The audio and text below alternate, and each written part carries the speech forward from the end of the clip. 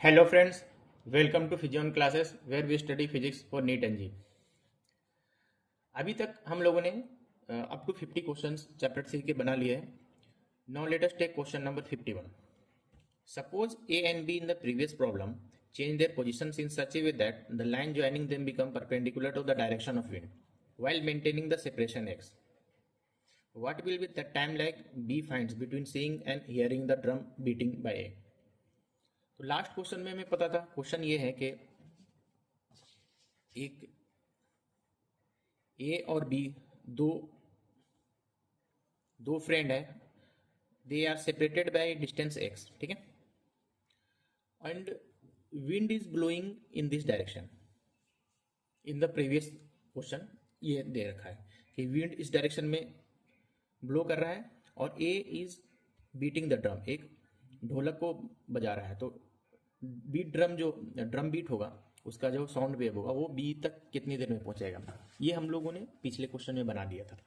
नौ ये situation change कर दिया। नौ ये कह रहा है कि in such a way that they change their position in such a way that the line joining them become perpendicular to the direction of the wind. तो direction of the wind अब हमें ये लेना पड़ेगा। This is the direction of wind which is u, और यहाँ से एक ड्रम बीट करता है विथ वेलोसिटी v, और ये बी सुनता है, बी हियर करता है इसको। तो ये कितने टाइम के बाद सुनेगा ये क्वेश्चन में, ठीक है। तो देखो ड्रम बीट करेगा ना ये, तो एक तो इस डायरेक्शन में जाएगा, तो ये जो साउंड वेव इस डायरेक्शन में जाएगा, और इसका एक और विंड का भी डायरेक्शन, विंड का वेलोसिटी u है। तो दोनों का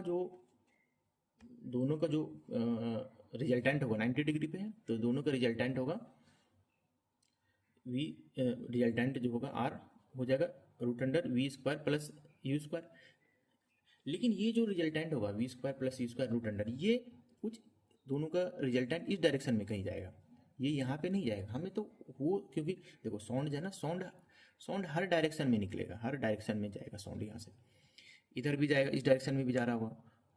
एक नहीं है ना साउंड को इस डायरेक्शन में जब तुम ड्रम बीट करते हो तो कहीं पे भी ड्रम बीट होता तो चारों डायरेक्शन में जाता है ना, चारों के हर 360 डिग्री पे जाता है, वो हर डायरेक्शन में साउंड वेव जाता है। तो यहाँ से इस डायरेक्शन में भी जा रहा होगा, कुछ इस डायरेक्शन में भी जा रहा होगा, ठीक है, इस डायरेक्शन में भी जा रहा होगा, इस डायरेक्शन में भी जा रहा होगा, इस डायरेक्शन में भी जा रहा होगा।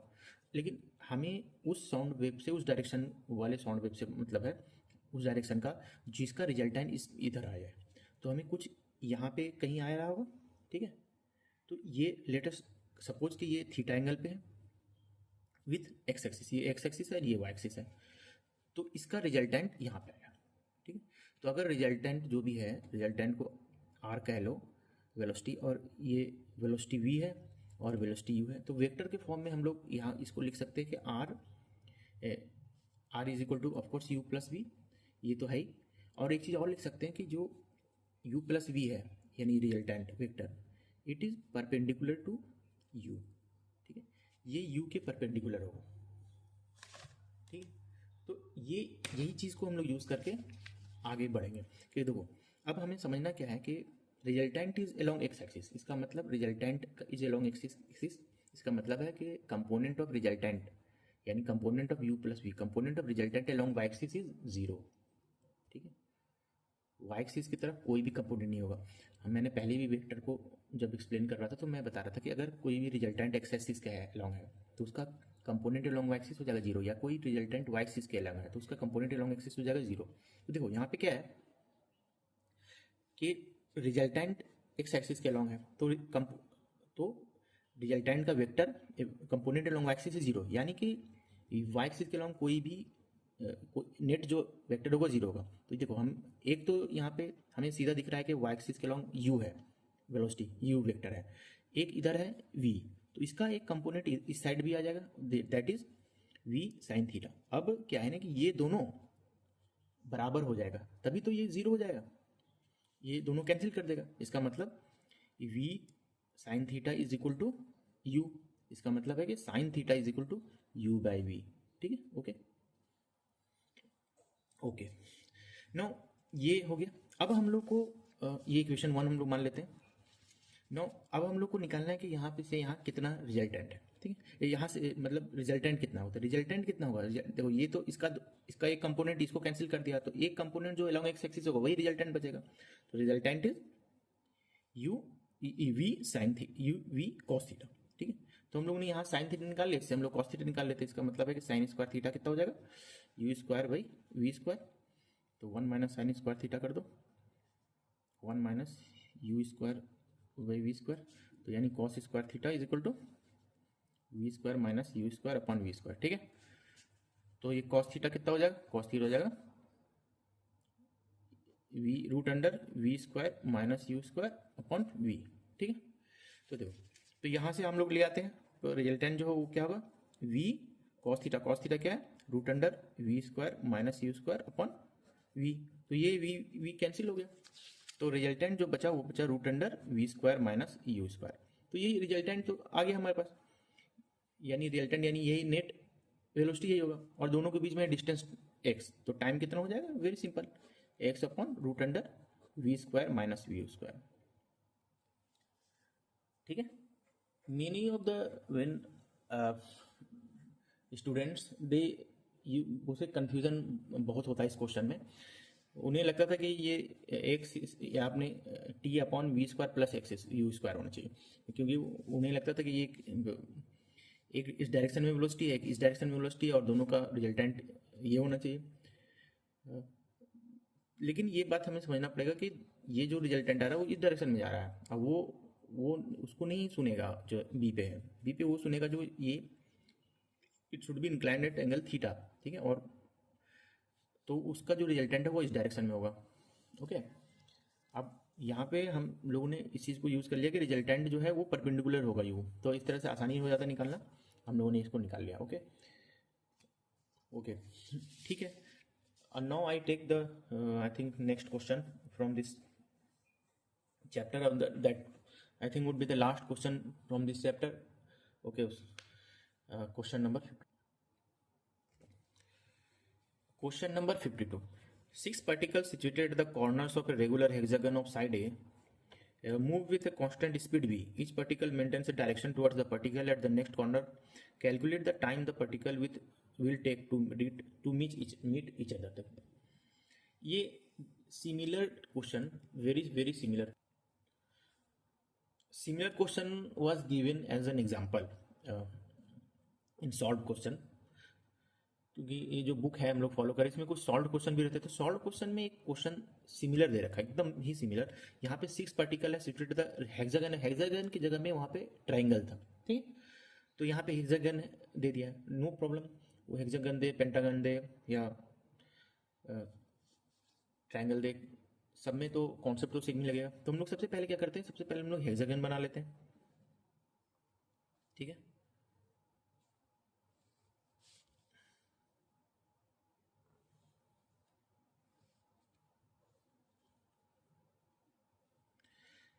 ये B C D E and F, ये एक हेक्सागन होगी, रेगुलर हेक्सागन, जिसमें साइड सबके बराबर है। साइड कितना है, ए। तो अब ये कह रहा है कि सारे 6 particles at the corner of a 6 regular hexagon move at a constant speed v. Each particle mentions direction towards the particle at the next corner.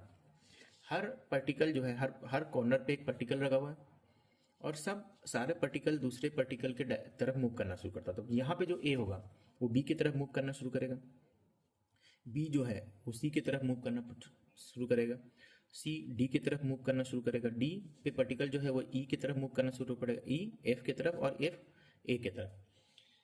अब पहले भी जैसे मैंने एक्सप्लेन किया था, ये यहाँ पे आ जाएगा, ये यहाँ पे आ जाएगा, ये यहाँ पे आ जाएगा, ये यहाँ पे आ जाएगा, ये यहाँ पे आ जाएगा, ये यहाँ पे आ जाएगा, तो कभी तो मीट करेगा नहीं ऐसा लग रहा है। लेकिन ऐसा नहीं हो, क्यों, यही समझते हैं। पहले भी मैंने इसको एक्सप्लेन किया था कि just movement after a start moving towards B, वो यहाँ से यहाँ कहीं पे आ जाएगा।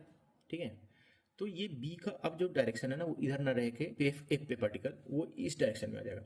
सिमिलरली यहाँ हो जाएगा, ये यहाँ पे आ जाएगा, तो इसका डायरेक्शन ये आ जाएगा, और ये इधर आ जाएगा। फिर बी से जो सी की तरफ जा रहा है वो इस डायरेक्शन में आने लगेगा, और सी की तरफ जो डी जा रहा है वो इस डायरेक्शन में आने लगेगा, और ये इस डायरेक्शन में आने लगेगा। तो ये इस डायरेक्शन में ना मूव करके ऐसे ऐसे मूव करेगा, ठीक है। तो मैंने जैसे बहुत अच्छा से एक्सप्लेन किया था, थोड़ी देर के बाद इसका इसका डायरेक्शन जो होगा वो कहीं पे यहाँ पे हो जाएगा, सपोज इसका जो डायरेक्शन होगा वो कहीं ऐसे हो जाएगा, और इसका डायरेक्शन कुछ ऐसे हो जाएगा, इसका डायरेक्शन कुछ ऐसे हो जाएगा, और इसका डायरेक्शन कुछ ऐसे हो जाएगा, ठीक है। हाँ, यहाँ पे पर्टिकल आ जाएगा ना, ऐसे हो जाएगा, ठीक। और फिर ऐसे चेंज होता जाएगा, और ये एक सेंटर पे मीट करेगा लाइक दिस, और उसका पाथ जो है ऐसा हो जाएगा, ट्रेजेक्ट्री ऐसा होगा, okay.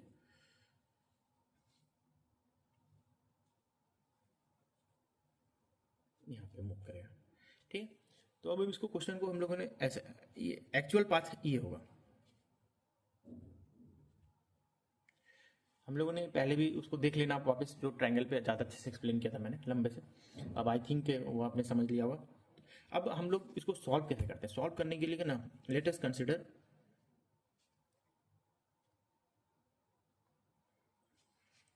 Particles situated at A and B, ठीक है। ए एंड बी पे पार्टिकल सिचुएटेड है, उसको कंसिडर करते हैं। यहाँ पे जो पार्टिकल है वहाँ पे भी, तो ये वेलोसिटी है, इसका डायरेक्शन इधर है, ठीक है। और तो बी का जो वेलोसिटी है, velocity of particle at B, ठीक है। इसको हम लोग इसका कंपोनेंट ले लेते हैं, इज वी, ठीक है, टुवर्ड्स बी सी। तो इसका हम लोग कंपोनेंट ले लेते हैं एलोंग बी ए, इधर के कंपोनेंट ले लेते हैं, ये वेलोसिटी है, इसको हम लोग एक्स एक्सिस मान लेते हैं एग्जांपल के तौर पर, से समझो आसानी हो जाएगा। और इधर वेलोसिटी है बी बी वी, तो इसका कंपोनेंट एलोंग इधर ले लेते हैं हम लोग। और ये दोनों के बीच में एंगल कितना है, एंगल, अच्छा एंगल वो तो पता ही होगा ना, एंगल फॉर्मूला निकालने का। हेक्सागन में जो ये एंगल होता है, इसका फॉर्मूला कितना होता है, नहीं, इसका एंगल निकालने का फॉर्मूला ये होता है ना, n-2/n × 180, ठीक है। तो ये हो जाएगा 4/6 × 180, तो ये 120 हो जाएगा। तो यहाँ पे हर 120 होगा सब जगह एंगल, ठीक है। तो ये जो वेलोसिटी v है, इसका कंपोनेंट एलोंग इधर कितना होगा, along B A, component along B A of B along B A, ये हो जाएगा v cos 120 degree, which is v minus sine 30 degree, ठीक है। तो ये हो जाएगा -v × 1/2, ये हो गया, इसका कंपोनेंट इधर इतना हो जाएगा। अच्छा, ए का यहाँ पे जो पार्टिकल है उसका कंपोनेंट लॉन्ग इस डायरेक्शन के लॉन्ग कितना है, वो तो v ही होगा, है ना, ये इधर v के स्पीड से मूव कर रहा है। तो दोनों का बीच में जो रिलेटिव वेलोसिटी है वो कितना हो जाएगा, v plus v cos 120 degree, which is v minus v/2, तो ये हो जाएगा v/2, ठीक है। तो टाइम जो लगेगा वो कितना लगेगा, दोनों के बीच में डिस्टेंस है a/v/2, तो ये हो गया 2a/v, okay. So this is the answer. Similar question we had solved, so it becomes a very easy question. Now we have solved this chapter, all the questions, all the objective and all the exercises solved unsolved of this chapter. It is a very important and critical chapter from two point of view. एक तो इससे अच्छे खासे questions आते हैं which you need to solve, और दूसरा इसके जो कॉन्सेप्ट्स हैं, जैसे वेक्टर्स तो खैर हम लोग शायद पिछले चैप्टर में पढ़ा था, इसके जो कॉन्सेप्ट हैं वो that will be used again and again everywhere, चाहे इलेक्ट्रोमैग्नेटिज्म हो, चाहे मॉडर्न हो, इवन कि चाहे ऑप्टिक्स हो, चाहे और भी पार्ट जो भी है, फ्लूइड मैकेनिक्स हो, कहीं पे भी हो, एवरीवेयर, इनफैक्ट ग्रेविटेशन हो, ज़्यादातर 11 तो पूरा का पूरा ही कवर हो जाएगा इसी से, इसका ही यूज होगा, 12th में भी यूज होगा। अच्छा खासा टॉपिक में। तो इस पॉइंट ऑफ व्यू से भी अच्छा, ये बहुत इंपॉर्टेंट है। You people solve the question, है ना, बार बार बनाइए क्वेश्चन और कॉन्सेप्ट को समझने की कोशिश करिए क्यों नहीं बन रहा है। अगर नहीं बन रहा है और बन रहा है तो वेरी गुड, ऑब्जेक्टिव भी लगाते रहो। I think in a few days now I will take some of the objectives from previous year question. Okay, thank you very much. From the next video I will start chapter 4, that is the forces. Okay, thank you.